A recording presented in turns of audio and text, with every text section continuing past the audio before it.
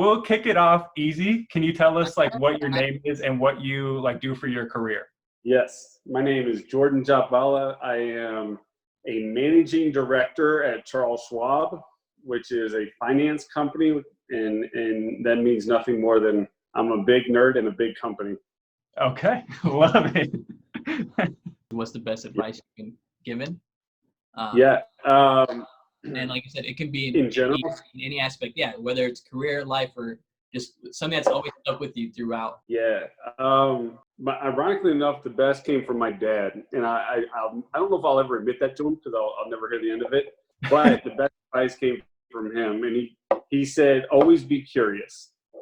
And I never really understood what that meant until I got older. But his point was, there's so much to know in the world, and people will always probably know more than you. They'll have knowledge that you don't have, and the only way for you to gain knowledge and expand yourself and learn more and figure out what you like and you don't like is to be curious and to ask a lot of questions, and no question is a bad question. So the best advice I ever got was never shy away from being curious. Ask any questions that you think can help you or you're curious about.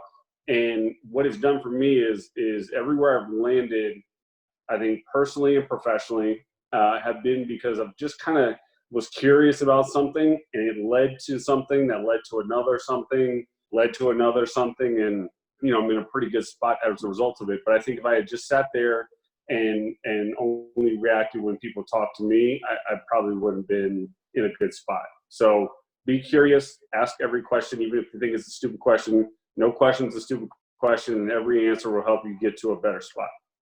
Dang. That literally just gave me chills. That was great. No, that was really good. And it's funny that you say that because our friend AB, who we called the other day, said the same exact thing as you. He said, really? in short, just said, never be afraid to ask questions. I think where everyone falls, where people fall short is you're afraid of what the answer could be. And usually what the answer is the thing that's going to help you the most. It's either the answer that is probably constructive criticism that you don't want to hear. Maybe it's people see something in you that you don't really see about yourself.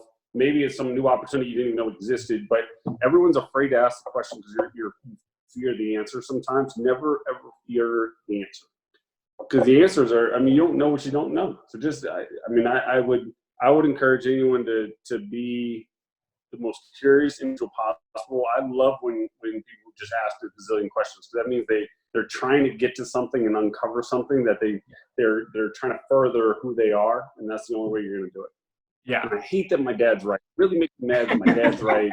If anybody, I would be so proud if anyone else had said that, but fatherly advice is fatherly advice, and he was right. And one day soon I'll tell him that when I don't want to hear the answer, or I don't want him to hound me about knowing the answer. Exactly. During this quarantine, what are you doing to like kind of take care of yourself? Well, as you guys can see, not very much. I haven't shaved in 5 days. I haven't gotten a haircut in a month. This is dude, I miss my barber more than anything. I feel you. Yeah, listen, I can't wait for barbershops to open. This is the worst fade that I've ever had in my life. The worst one. And I almost wore a Yankees hat just to cover this up. What am I doing in quarantine? I am virtual workouts to keep myself sane. I still got to work. The job thing really is hindering. And then I started doing, in addition to hosting workouts for kids on Zoom for my players. But one of the things I've really enjoyed doing is come from a long line of cooks.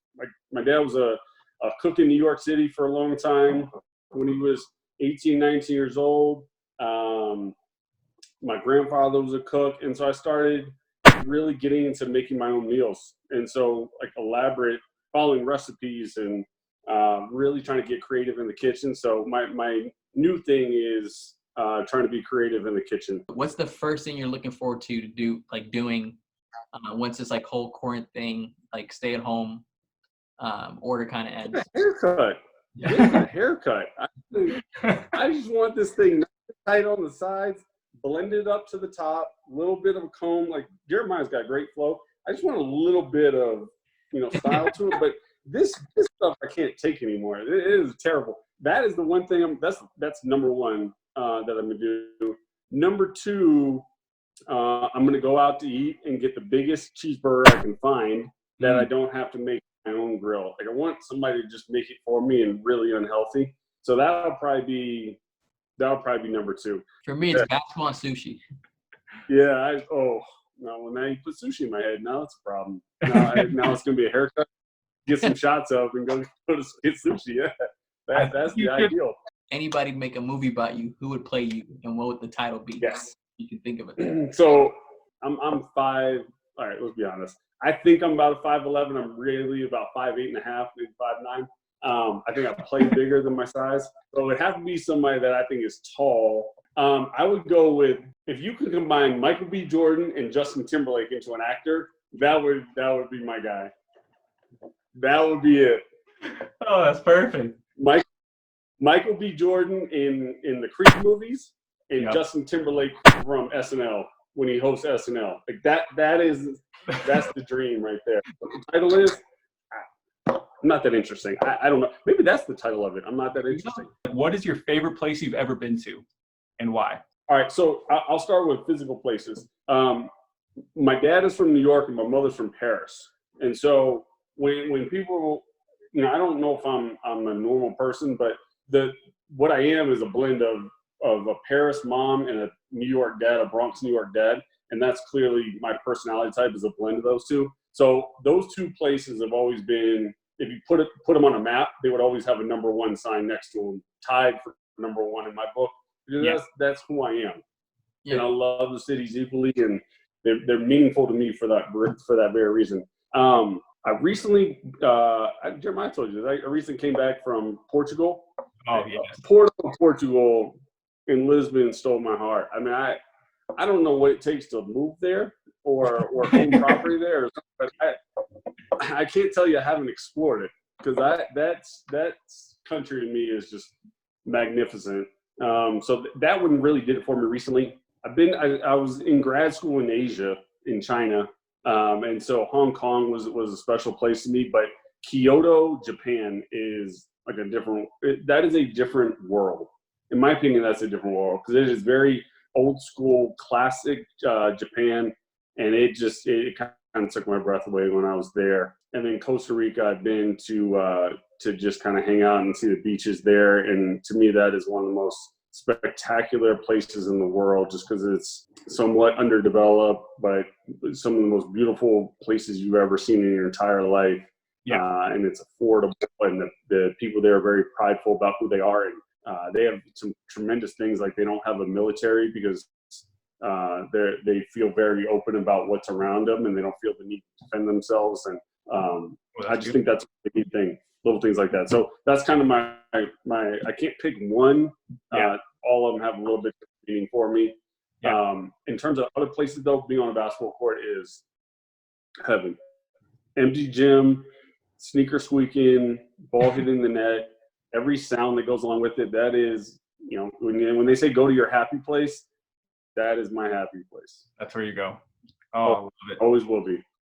We've seen a lot of controversy over the last few years regarding this topic, so we just wanted your opinion. How do you feel about pineapple on pizza?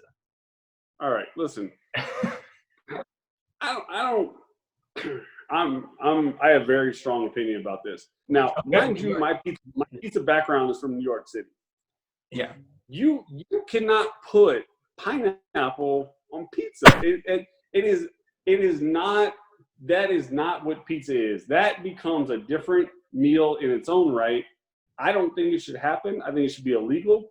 But in the salty sweet combination, but if you want salty and sweet or salty and savory, go get like a chocolate covered pretzel or something. I think that does the same thing. Yeah. I personally don't believe pineapple belongs on pizza as a New Yorker, but I understand it. You said you grew up. I can say that you're a big basketball fan. You grew up in New York. So are you a Knicks fan? Yes, man. Oh, that's tough. I don't know any living Knicks fans. So. Hey man, listen, you stick by your squad. Yanks, Knicks. If I had to pick a football team, so let me clarify. My sister is the NFL writer for the Broncos. So I've been sworn to Bronco fanship, even though I know there's a lot of people that may see this that may be Bronco fans. I hate your team. I hate the Broncos. We're definitely keeping that in there. I have to root for them because of my sister, and I want her to do well. I want the team to do well and the city to be happy. But I'd rather my New York teams do well. So if I had to pick, I'm going Knicks, Yanks, and I'm going with the G-Men. All right. Well, we'll let you go get to your workouts. But thank you so much for joining us, Jordan. We appreciate you, man. Yeah. Pleasure. Anytime. All right. We'll talk to you soon. Thank you. Bye-bye. Peace.